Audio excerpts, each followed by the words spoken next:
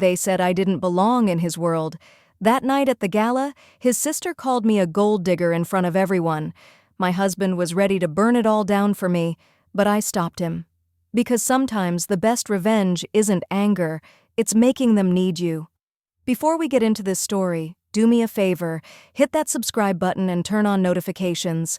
Trust me, you're going to want to hear every single word of what happened that night.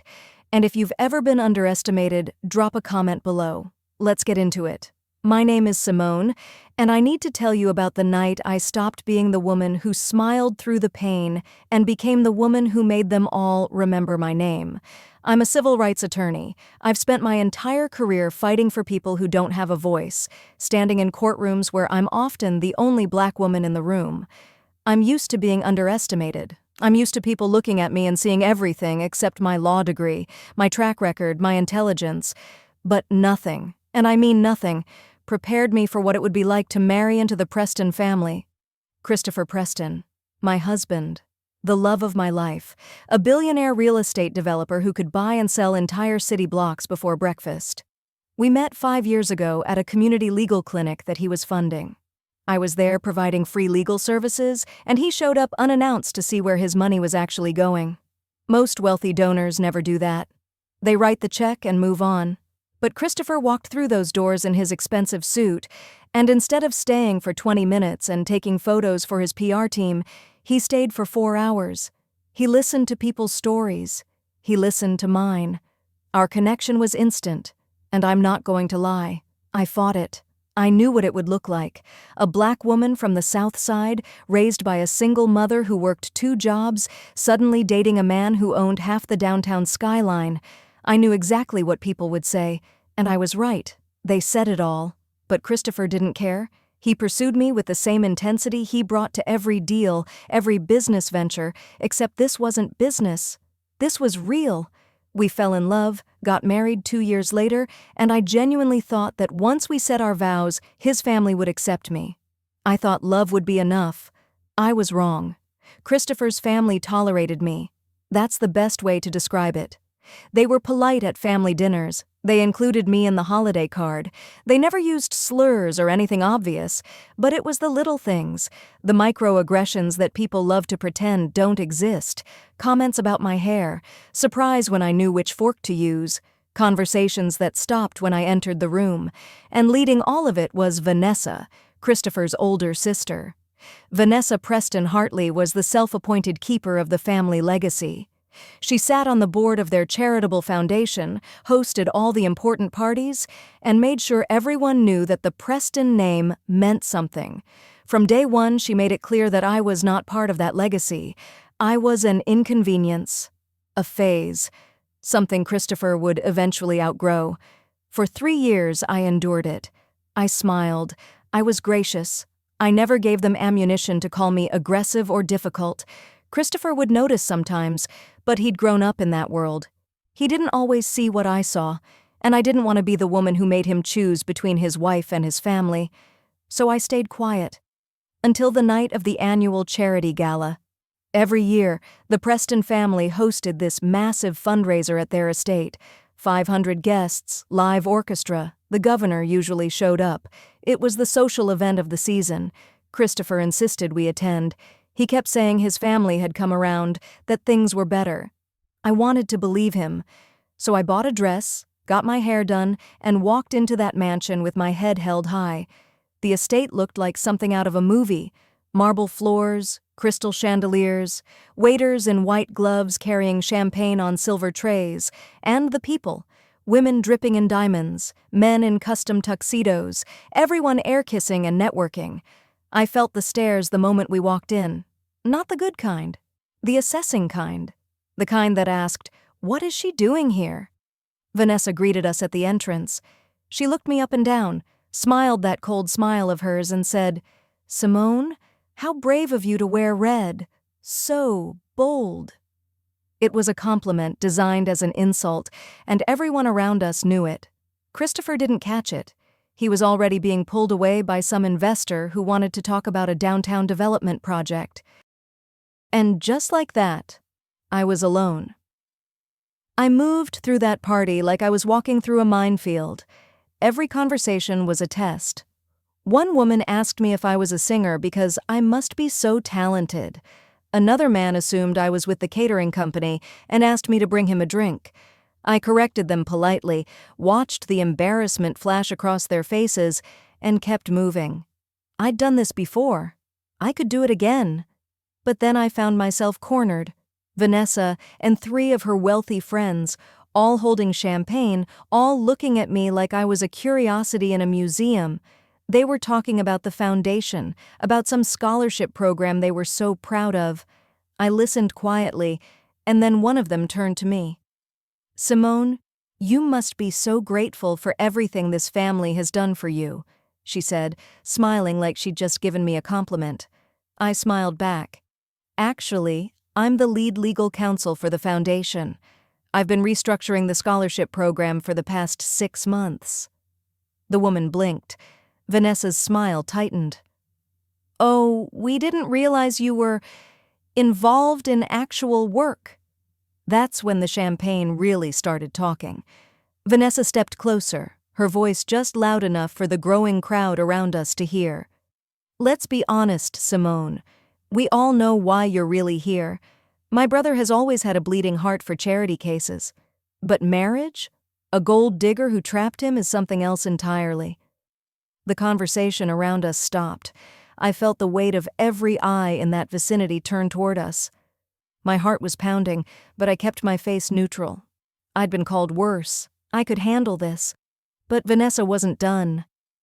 "I mean, it's obvious, isn't it? You knew exactly what you were doing when you met him, working at that little clinic, playing the noble savior. And now look at you, living in a penthouse, wearing designer clothes. You even tried to get pregnant to lock it down, didn't you? Too bad that didn't work out."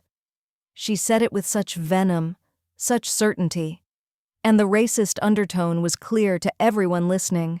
The implication that I had to scheme and trap because I couldn't possibly be worthy on my own, that I didn't belong, that I should know my place. The room went silent, and then I heard his voice. "What did you just say?" Christopher had appeared from nowhere, and the look on his face was something I'd never seen before. Pure rage. His jaw was clenched, his hands were shaking, and he was staring at his sister like she was a stranger. "Christopher, Vanessa started, but he cut her off. "No, you don't get to talk right now. What I just heard come out of your mouth about my wife is the most disgusting, racist, disrespectful thing I've ever witnessed, from my own sister." People were starting to gather now. This was no longer a private conversation. Christopher's voice was rising, and I could see his mother rushing over, panic on her face. "You're done, Vanessa. You're off the foundation board. I'm cutting you off financially. And if I ever hear you speak about Simone like that again, you're out of this family completely. All of you." He turned to the crowd. "Everyone who has stood by and watched my wife be disrespected, who has made her feel less than, you should be ashamed. This ends tonight." He was ready to burn every bridge, to destroy every relationship, for me. And that's when I put my hand on his arm. "Baby," I said quietly. "Stop." He turned to me, confused. "Simone, you don't have to protect them." "I'm not protecting them," I said. "I'm protecting you, because what I'm about to do is going to be much worse than anything you could say." I stepped forward, away from Christopher's protective stance, and looked directly at Vanessa. The fear in her eyes was already starting to show.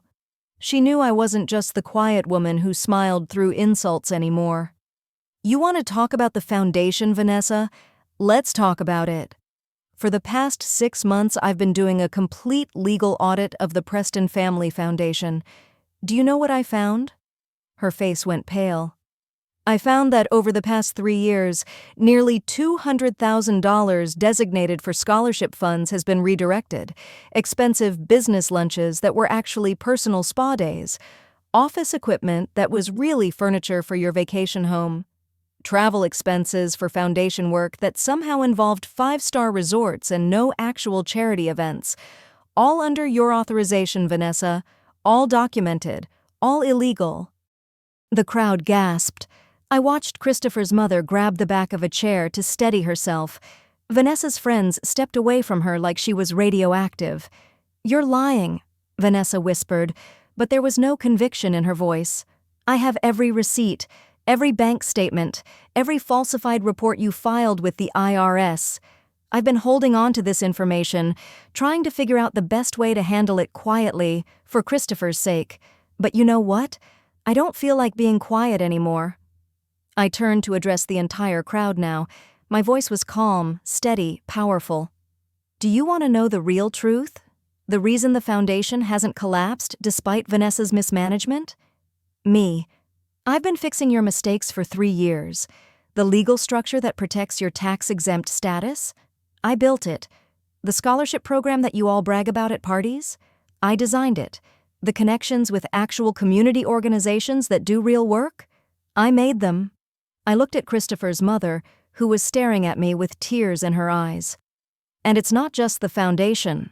Those trust funds you all live off?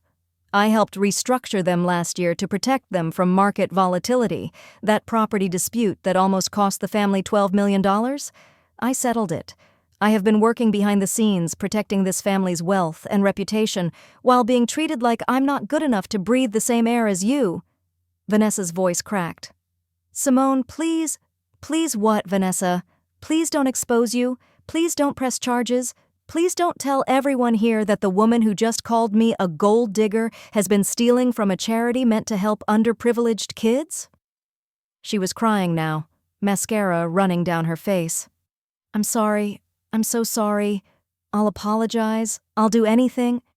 "You'll do more than apologize," I said. "You're going to stand up here in front of everyone and tell the truth. Tell them what you said about me. Tell them why you said it. And then you're going to apologize properly, not because you got caught, but because you understand how wrong you were." And she did. Vanessa stood there in her designer gown and admitted everything. She confessed to the insults, to the years of microaggressions, to the racist assumptions. She begged for my forgiveness in front of 500 people. But I wasn't finished. I turned to the rest of the family, Christopher's mother, his uncles, his cousins, all of them watching with horror. "Here's what's going to happen. Vanessa is stepping down from the foundation board immediately. She'll complete 200 hours of community service at organizations serving Black and brown communities. Every penny she misappropriated will be returned with interest. And all of you," I gestured to the family members, "you're going to start attending family therapy sessions. All of us. Because this stops now." Christopher's mother stepped forward, her voice shaking. "Simone, please don't leave us. Don't leave this family. We need you. I need you. We were wrong. So terribly wrong. Please." She was begging. They were all begging. Not because Christopher threatened them, because they finally understood what they stood to lose. I looked at Christopher, who was staring at me with something between awe and love. Then I looked back at his family. "I'm not leaving," I said, "but things are going to be different. You're going to respect me, not because I married into this family, but because I've earned it. And if you can't do that, then you can leave." 3 months later, everything changed. Vanessa completed her community service, and something shifted in her. She came to me privately with real tears and apologized again. Not the public performance, a real apology. "We're not best friends, but there's genuine respect now. The foundation is thriving. We've tripled our scholarship recipients. The family therapy sessions are actually working. And me? I'm still the same Simone, still fighting for people who need a voice. But now I do it, knowing that in my own home, with my own family, I don't have to fight for respect anymore." That night at the gala, I learned something important. Christopher was ready to protect me, and I love him for that. But I didn't need him to save me. I saved myself, because real power isn't about who can shout the loudest or make the biggest threats. Real power is knowing your worth, having the receipts to back it up, and making people see what they were too blind to notice before. They thought I was the gold digger. Turns out I was the one holding the gold all along. So that's my story. I didn't let anger control me. I let my power speak for itself. If this resonated with you, smash that like button and share this video with someone who needs to hear it. Have you ever had to stand up for yourself in a room full of people who underestimated you? Tell me your story in the comments. I read every single one. And remember, never let anyone make you beg for the respect you deserve. Make them see why they need you. Subscribe for more real stories about real power. I'll see you in the next one.